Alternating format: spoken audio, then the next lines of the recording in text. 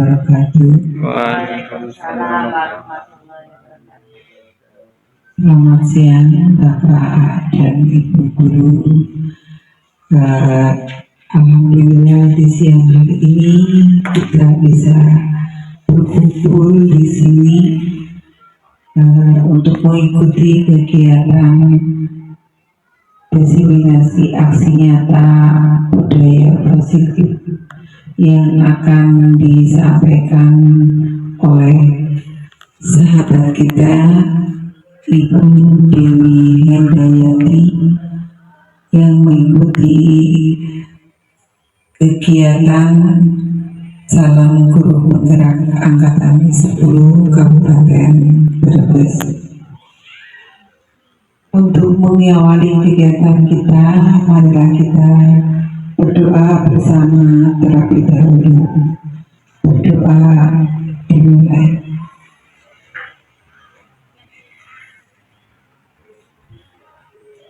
Selesai. Terima kasih. Mudah-mudahan dengan kita awali doa acara ini bisa berjalan dengan lancar sampai nanti akhir acara. Untuk selanjutnya, mari kita saksikan paparan tentang aksi nyata diseminasi budaya positif yang akan disampaikan oleh Ibu Dewi Hendayati. Kepada Ibu Dewi kami persilakan.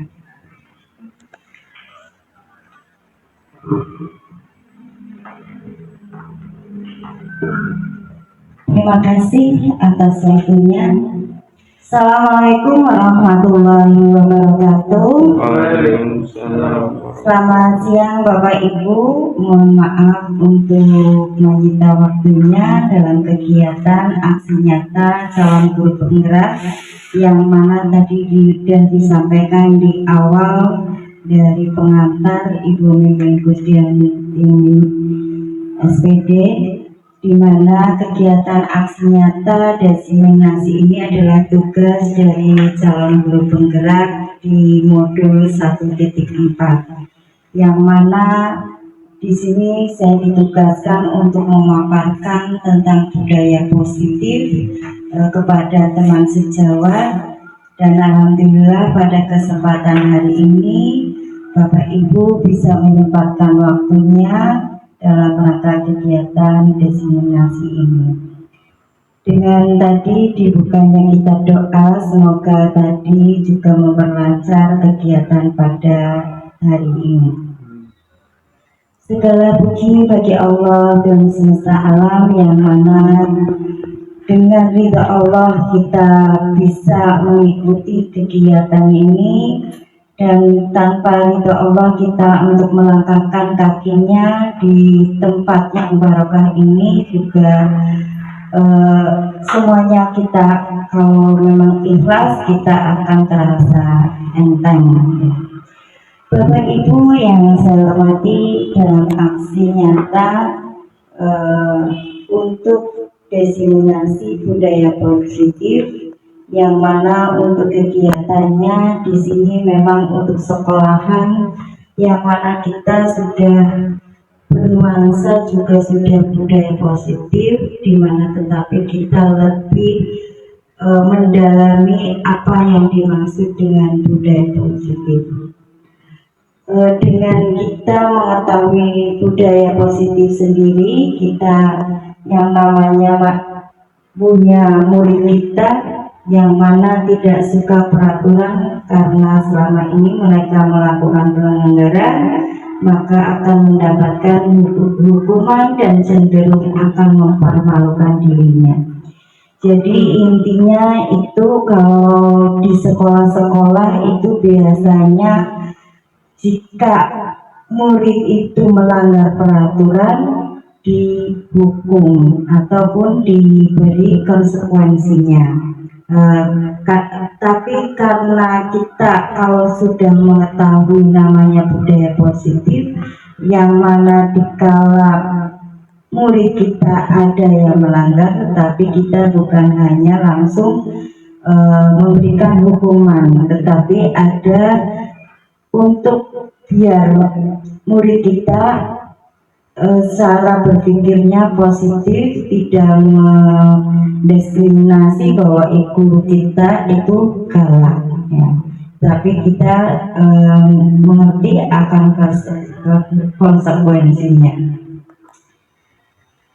Untuk selanjutnya yaitu untuk tujuan kita di dalam budaya positif ini, yang pertama menciptakan murid yang merdeka dan disiplin diri yang kuat, dan yang kedua menumbuhkan budaya positif di sekolah dengan meyakini nilai-nilai kebijakan universal, ya, di mana nanti Bapak Ibu juga tahu sebelum saya memaparkan budaya positif itu, nanti biar kita bisa umat balik, ya, yang mana untuk kegiatan ini bisa berkolaborasi, di mana pemaparan saya yang tentang budaya positif bisa memperkuat pada kegiatan aksi nyata ini. Ya, dalam tolak ukur yang kita sampaikan bahwasanya di mana untuk kegiatan murid kita, mungkin dari Bapak Ibu juga sudah menerapkan yang namanya keyakinan kelas, kesepakatan kelas, itu sudah diterapkan. Nah, sebelum kita di dalam kegiatan ini, memang kita sudah benar-benar nyata yang ada di dalam sekolah kita, di mana kita untuk di dalam sekolah sendiri kita sudah ada kesepakatan yang namanya kesepakatan di kelas, seumpama ada aturan-aturannya, dan dilakukan itu juga oleh wali kelas dan siswa. Dan sebenarnya ya kita tahu sendiri karakteristik dari mereka, ya, murid-murid kita, di mana untuk yang bisa berkomunikasi bisa kita sampaikan, tapi kalau memang kita perlu dari wali murid, ya tentunya kita berkolaborasi, bekerja sama dengan wali murid. Yang kedua, siswa mampu menerapkan dan menjalankan keyakinan kelas yang telah dibuat dalam kesepakatan di kelas. Biasanya itu kan ada yang namanya hadir tepat waktu, ya, untuk dikasih tugas juga dikerjakan, ya, seperti itu. Ya, untuk lebih jauh untuk melangkah kita, sebelum kita memasuki kegiatan pada siang hari ini lebih giat lagi, termotivasi lagi, kita senyum selama 30 menit. Ya, jangan mindset terus ya Bu. Ya, nanti dikira nanti lagi marah sama saya. Ya. Coba Bapak Ibu berhadapan sama teman-temannya di belakangnya, coba senyum, ya, senyum selama 30 menit. Yang tadinya terpaksa, akhirnya lumer juga untuk bersenyum. Coba, iya. Masak sama Bu Hasan apa menulis? Iya, coba Bu Lia sama Bu Yanti senyumnya mana? Ya, 30 menit ditahan Bu Mimin Pak Ako. Iya, semuanya. 30 detik, 30 menit nanti. Mohon maaf ya, 30 detik, iya. Mari 30 menit di setengah jam, ya, iya. 30 detik, iya. Jadi kita tambah fresh ya Bu ya. Jadi saya juga tidak tegang juga Bu. Ya. Terima kasih atas semuanya. Ya. Nah, ini untuk kesepakatan kita di dalam forum desiminasi ini, yang mana memang tadi alhamdulillah ya Bu, untuk undangan jam 11 ya kita mulai, alhamdulillah dengan hadirnya Bapak Ibu untuk bisa hadir tepat waktu. Ini adalah kesepakatan kita. Dan yang kedua, menghargai siapapun ya, yang mana mungkin di hadapan Bapak Ibu sendiri juga ya, biar saya tidak pesimis ya, insya Allah untuk dengan motivasi Bapak Ibu akhirnya saya bisa untuk memaparkan tentang aksi nyata ini. Yang ketiga, menjadi pendengar yang baik, tetapi bukan hanya mendengarkan saya saja, tetapi juga kita untuk umpan balik, di mana untuk kegiatan kita berkolaborasi, berpakaian yang sopan. Ya, alhamdulillah ini cantik-cantik, ganteng-ganteng, soleh dan soleha. Izin pada saat keluar dan HP disimpan. Itu untuk kesepakatan kita untuk desiminasi ini disetujui Bapak Ibu. Terima kasih untuk sudah disetujui. Ada pertambahan lain? Cukup? Oh, banyak sekali aturannya ya Bu ya. Untuk kita lanjut. Ya. Bapak Ibu, untuk yang namanya disiplin positif ya, itu apa sih yang dimaksud disiplin positif? Barangkali Bapak Ibu ada yang tahu yang namanya disiplin positif. Monggo, ada yang mau menjelaskan?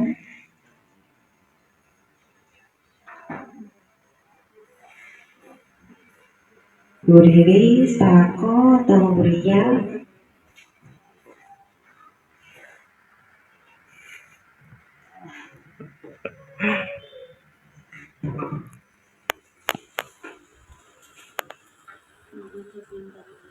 Mungkin untuk disiplin positif ini adalah suatu tindakan yang mengikuti aturan yang baik sehingga bisa memberikan pengaruh kepada lingkungannya. Mungkin itu. Terima kasih.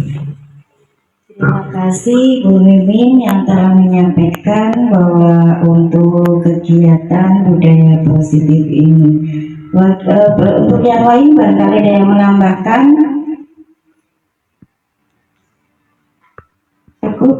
Ya, memang untuk kita sebagai guru memang harus memiliki atau mempunyai kemampuan untuk mewujudkan budaya positif di sekolah.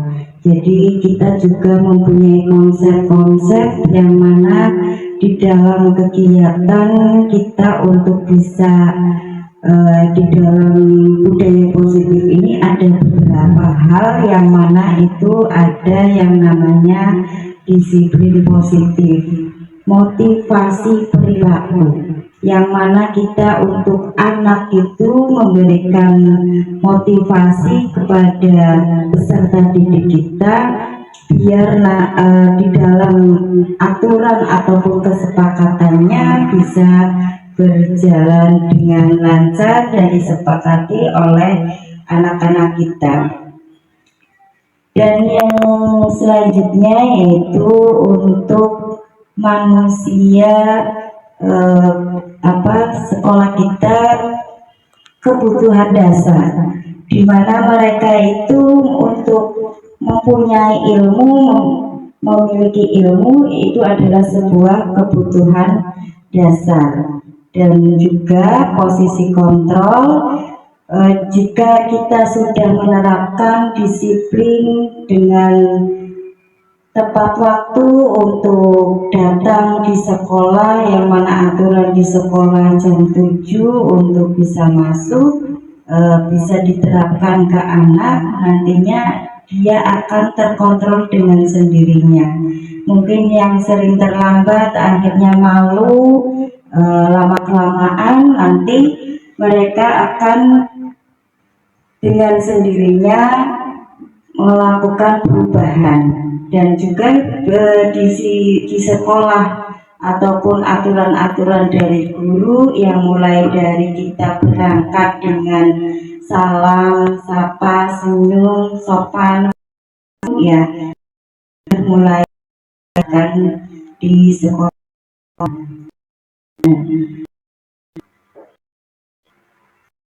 Yang kita simpulkan bahwa satu disiplin ini memang suatu untuk dimana untuk anak itu biar tanggung jawab, biar mereka itu bahwasanya untuk kegiatan atau aturan sudah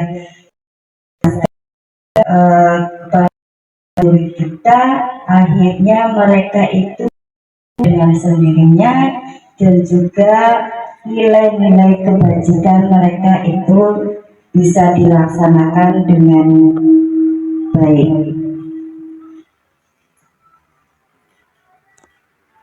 Untuk disiplin positif ini juga lebih ke arah diri yang dapat mengontrol diri, di mana mereka itu dalam melakukan segala tindakan. Nah, tadi di dalam kita melaksanakan mau kegiatan pembelajaran di dalam kelas sendiri itu biasanya ya kita baris untuk berdoa sampai dengan hafalan doa-doa ataupun surat-surat pendek itu sudah dibiasakan. Ini juga tindakan yang positif.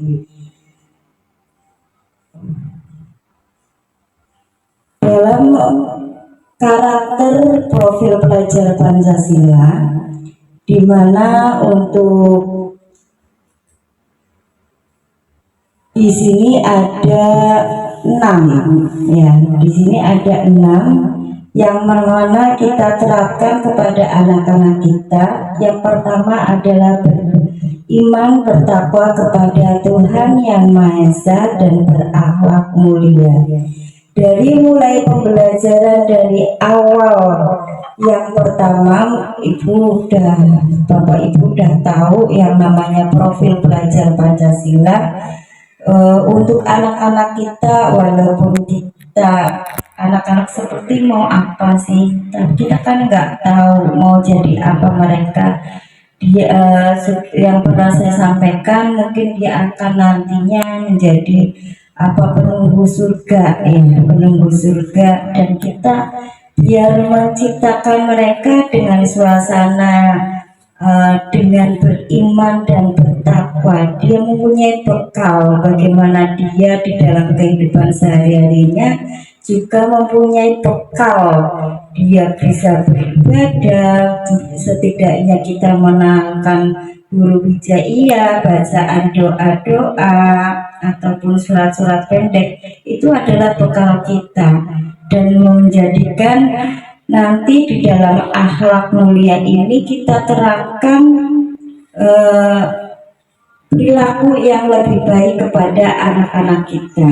Ya, kita contohkan. Kalau kita mencontohkan, berarti kan nanti anak-anak kita juga akan meniru bagaimana dengan perilaku guru-guru kita, perilaku nanti bisa imbas kepada anak-anaknya. Karena anak-anak kita kadang meniru kita ya Bu, untuk bagaimana kalau semua Pak Asep merokok, Pak Asep aja merokok, kita merokok, itu kan perilaku yang tidak baik. Tetapi kita tetap untuk bisa diterapkan kepada anak-anak kita, yang mana untuk berperilaku yang baik. Yang kedua, mandiri. Tujuan kita untuk yang di profil pelajar Pancasila itu adalah mandiri, di mana mereka untuk anak-anak yang luar biasa ini, biar mereka mandiri kita dilatih di mana mereka untuk bersikap di dalam kesehariannya, bisa menerapkan di lingkungannya, ya kita bisa untuk semakin kolaborasi dengan yang lainnya biar mereka mandiri. Bagaimana caranya kita melatih untuk keterampilannya, dan nantinya dia akan menuju di mana dia akan setelah lulus nanti dia bisa menyikapi apa yang harus dikerjakan.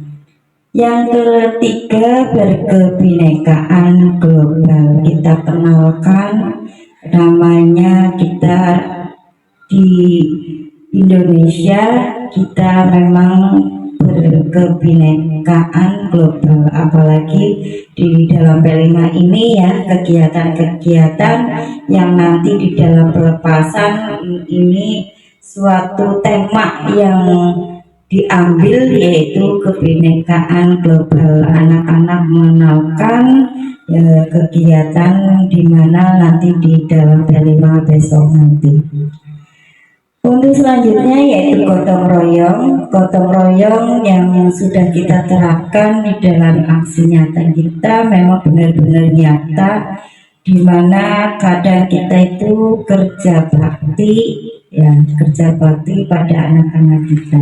Dan selanjutnya kreatif, dengan dilatih keterampilan bisa kita dan bernalar kritis anak-anak dengan sendirinya dengan akan sadar. Untuk selanjutnya yaitu motivasi perilaku manusia. Ya, apa sih motivasi perilaku manusia? Ya, engkau ini untuk perilaku manusia yang seperti apa sih? Ya, monggo Bapak Ibu, ya.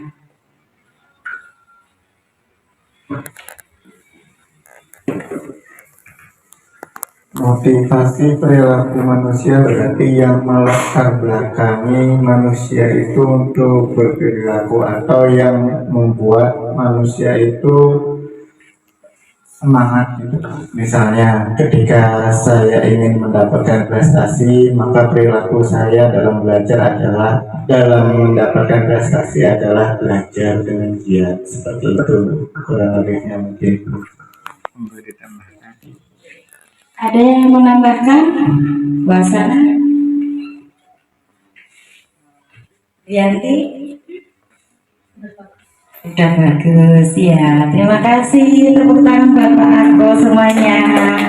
Ya, memang intinya adalah motivasi ya Pak. Motivasi untuk anak berperilaku yang baik, dimana biar anak itu nyaman.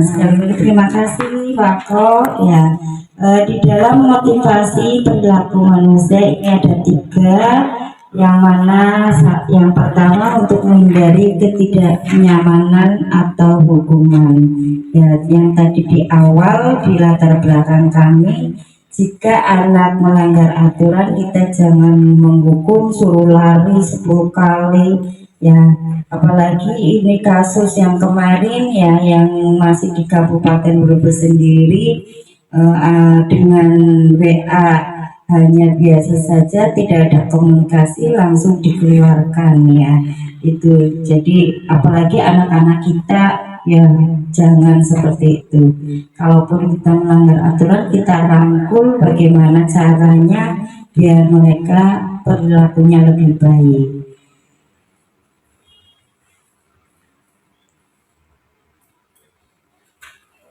Yang selanjutnya yaitu keyakinan sekolah atau kelas, di mana keyakinan sekolah atau kelas ya, kita dalam mewujudkan terbentuknya keyakinan sekolah atau kelas dengan adanya kesepakatan antara guru dan murid. Memang kalau kita sudah ada kesepakatan guru dan murid, semuanya kita bisa laksanakan. Tapi kadang-kadang namanya murid ya, kita tahu murid ya kita menuntun di mana mereka itu harus memang kita kontrol lebih dahulu. Nanti mereka akan dengan sendirinya dia akan sadar untuk kelanjutannya. Di dalam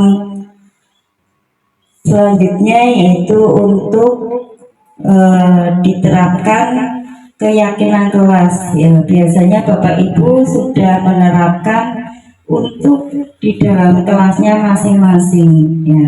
Seperti di dalam PMM sudah di-upload ya, yang mana ada keyakinan kelas ataupun kesepakatan kelas, di mana kita dengan moto-moto yang nanti bisa diterapkan kepada anak didik kita.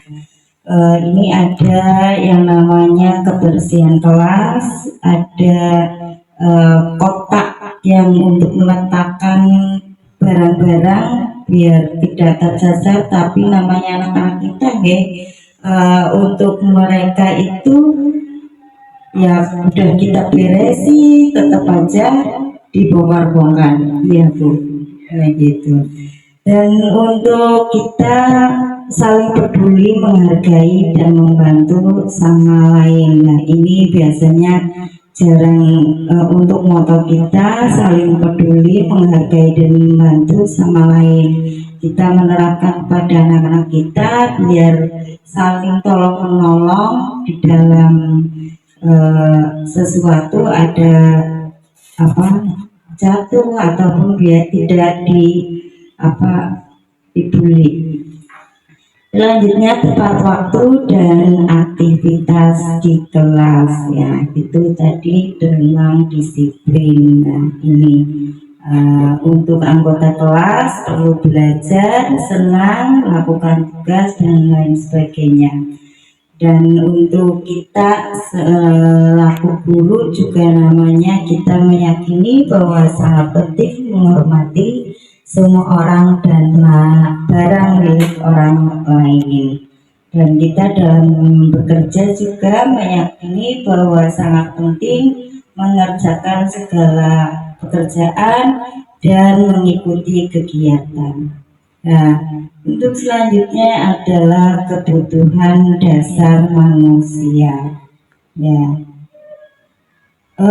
Di dalam kebutuhan dasar manusia ini ada nilai-nilai kebajikan, di mana untuk melanggar peraturan itu dikarenakan mereka gagal memenuhi kebutuhan dasar mereka. Ya, biasanya kayak semacam PR ataupun tugas, ya.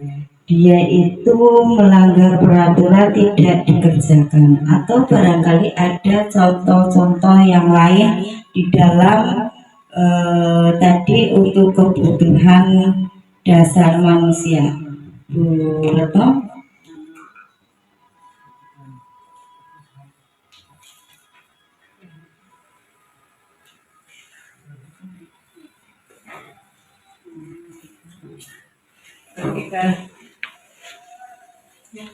Ketika seorang murid melakukan suatu perbuatan yang bertentangan dengan nilai kebajikan atau melanggar peraturan, hal itu sebenarnya dikarenakan mereka gagal memenuhi kebutuhan dasar mereka.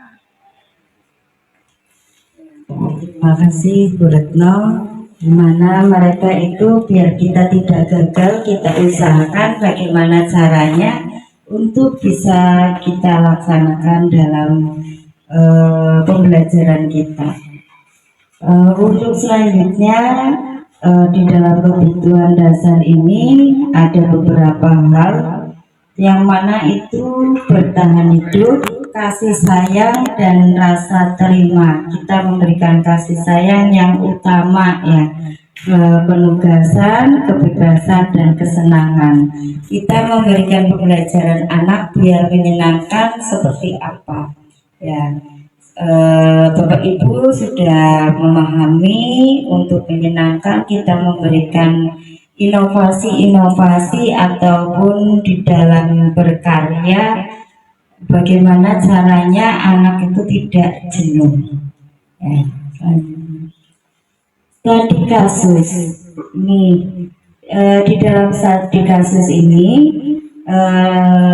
kami menemukan ya di dalam kelas itu ada kelas 1 kebetulan ini masih bingung menghadapi ulah yang anak didiknya itu selalu meminta makanan temannya ya. Untuk mereka dengan paksa mengambilnya, kadang itu sampai nangis ya, ternyata makanannya tiba-tiba diambil hanya 2 saja, diambil 1. Kadang anak-anak itu sudah miliknya ya tetap nangis ya. Itu dikarenakan apa sih biasanya untuk studi kasus yang seperti ini? Mereka itu mengambil, menurut saudara Bapak Ibu, ini kira-kira alasan apa anak tersebut mengambil bekal mereka? Ini ada kasus yang namanya dia menemukan kebetulan saya kelas 1 ya, mempunyai murid yang satu itu selalu kan bawa bekal, yang satu bawa bekal tapi pengennya itu minta ke yang lain, kadang itu tidak membawa ya, itu sebuah alasan atau gimana. Nah, menurut Bapak Ibu ini itu kenapa sih dia selalu mengambil bekal temannya gitu? Mungkin siswa yang mengambil itu merasa tertarik dengan bekal dari temannya itu, mungkin punya dia itu merasa itu kurang enak gitu. Mungkin itu. Ya, terima kasih. Ini juga sebuah alasan karena beda ya, beda dengan yang dimakan temannya kadang lebih enak, lebih kelihatan merangsangnya. Untuk yang lain barangkali kenapa?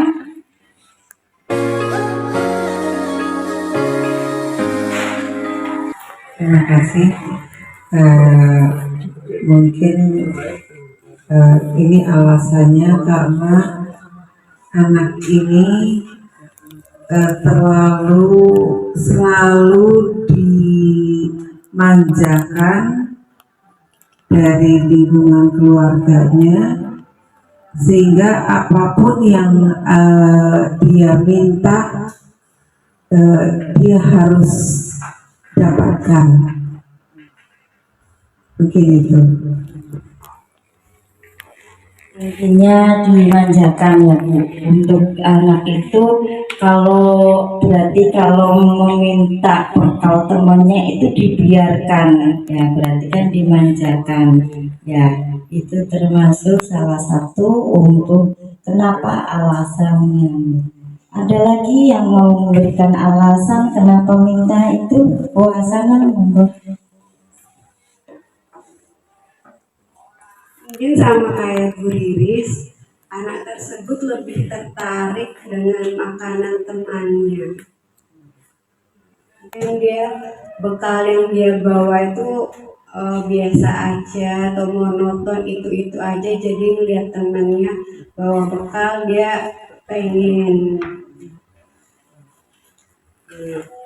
Terima kasih, tepuk tangannya semuanya untuk Bapak Ibu yang sudah menjawab pertanyaan tadi untuk studi kasusnya, di mana Bapak Ibu hebat, tentunya sudah mengenali anak-anak kita yang punya sendiri, kadang nggak mau dimakan tetapi pengen makan dari temennya ya, intinya seperti itu.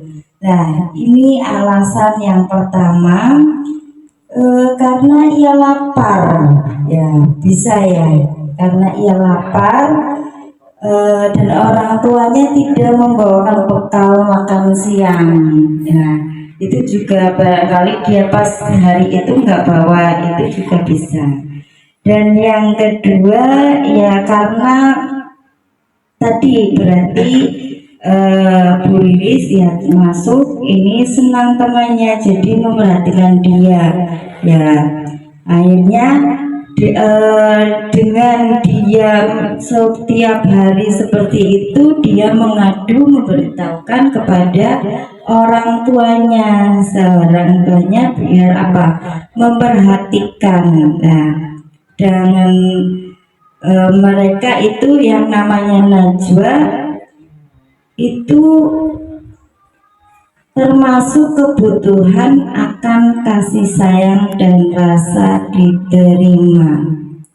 Nah, jadi intinya di dalam studi kasus itu ada rasa kasih sayang dan memperhatikan, ya memperhatikan biar kita sampaikan kepada orang tuanya, biar mereka itu diperhatikan, biar Najwa itu dibawakan bekal, ya dibawakan bekal.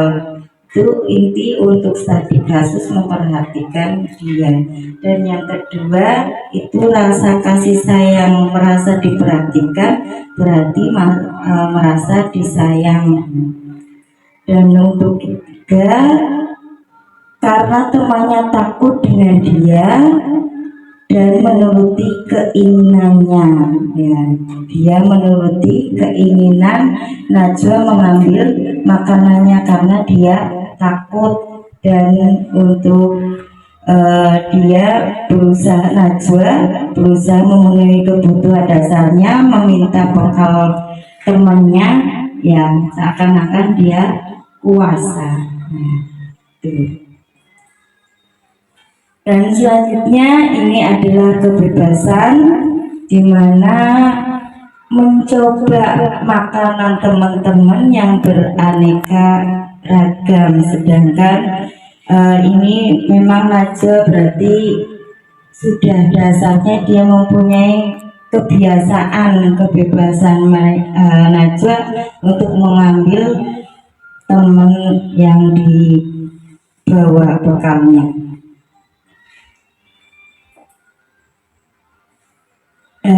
Untuk selanjutnya itu untuk posisi kontrol restitusi. Ini juga untuk segitiga restitusi, di mana ada 5 posisi kontrol: guru sebagai penghukum, guru sebagai penguat, dan guru sebagai teman, dan guru sebagai pemantau. Guru sebagai penghukum biasanya bukan kita dihukum bagaimana, tetapi kita memberikan pelajaran kepada anak kita, memberikan pengertian, dan juga penguat, ya penguat, memberikan penguatan kepada anak didik kita, di mana mereka itu sudah tahu bagaimana dia itu bisa mempunyai aturan-aturan. Yang ketiga itu sebagai teman, kita mendampingi, di mana untuk sebagai teman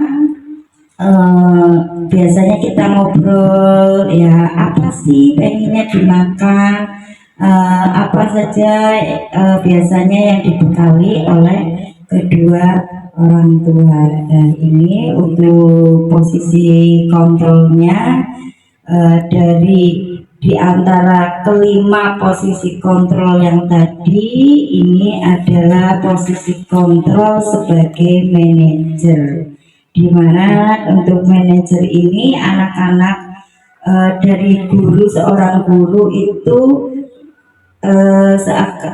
menjadi penguat pada anak-anak kita, memberikan apa sih bimbingan, motivasi pada anak-anak.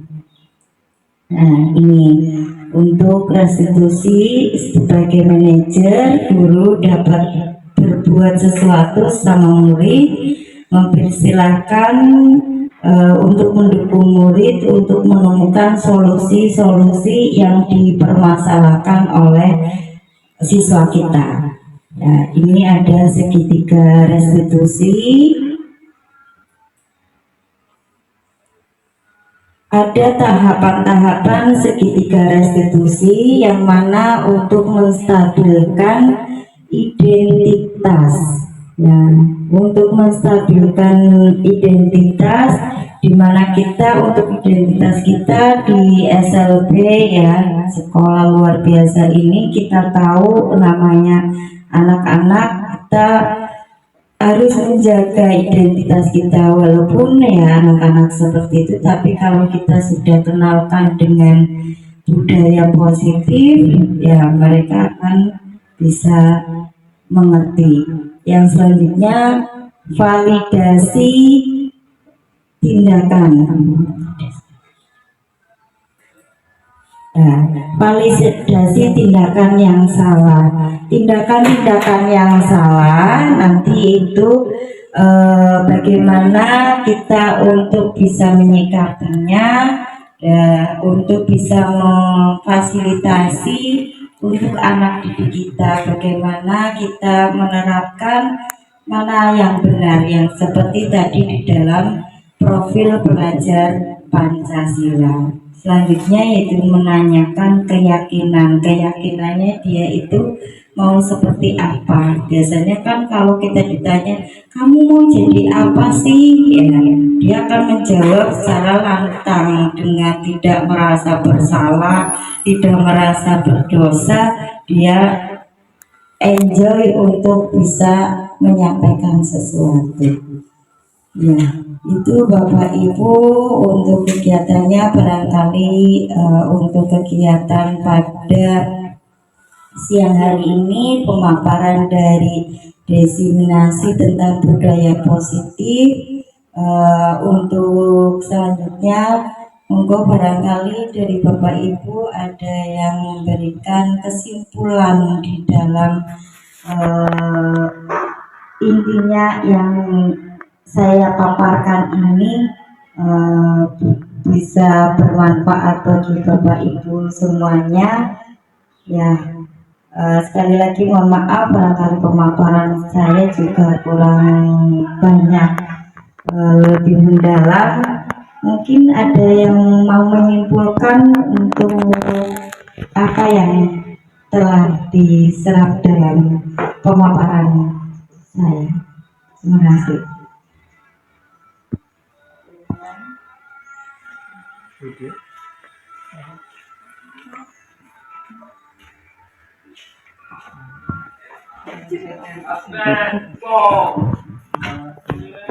Mungkin untuk kesimpulannya dari yang sudah dipaparkan oleh Bu Dewi Hindayati cukup baik ya, bisa diterapkan di sekolah-sekolah, bukan cuma di sekolah SLB Negeri Brebes, mungkin di sekolah lain juga bisa, karena yang namanya budaya disiplin positif itu setiap sekolah harus punya aturan atau harus bisa menerapkan mungkin ya. Untuk kedepannya juga semoga SLB Brebes bisa menerapkan budaya positif ini walaupun secara bertahap kita sudah menerapkan dari awal. Terima kasih. Terima kasih Bu Tia tadi sudah menyimpulkan tentang pemaparan saya, semoga bisa bermanfaat dan mungkin dari Bapak Ibu lebih meningkat lagi nantinya. Dan saya ucapkan terima kasih Bapak Ibu semuanya untuk kegiatan ini ya, dimana untuk menyita waktu Bapak Ibu untuk waktunya. Sekali lagi terima kasih atas izinnya Ibu. Mudah-mudahan untuk kelanjutan program yang akan datang ya bisa berjalan lebih semaksimal mungkin. Itu saja pemaparan dari saya. Terima kasih atas waktunya. Sekali lagi saya ucapkan terima kasih. Saya akhiri. Assalamualaikum warahmatullahi wabarakatuh.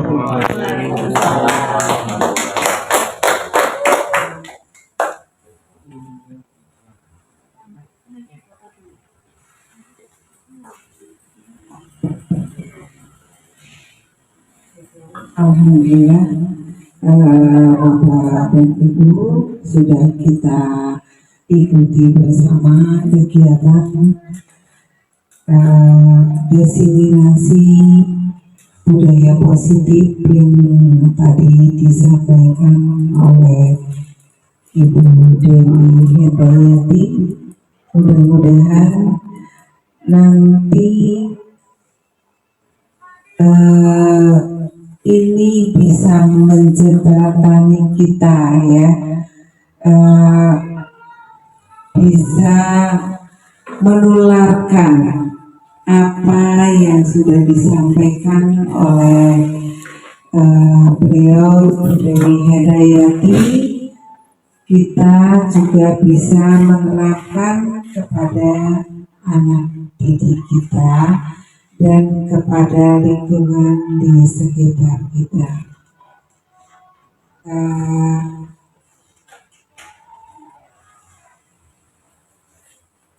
Untuk menutup kegiatan kita di siang hari ini, marilah kita tutup bersama dengan bacaan hamdalah.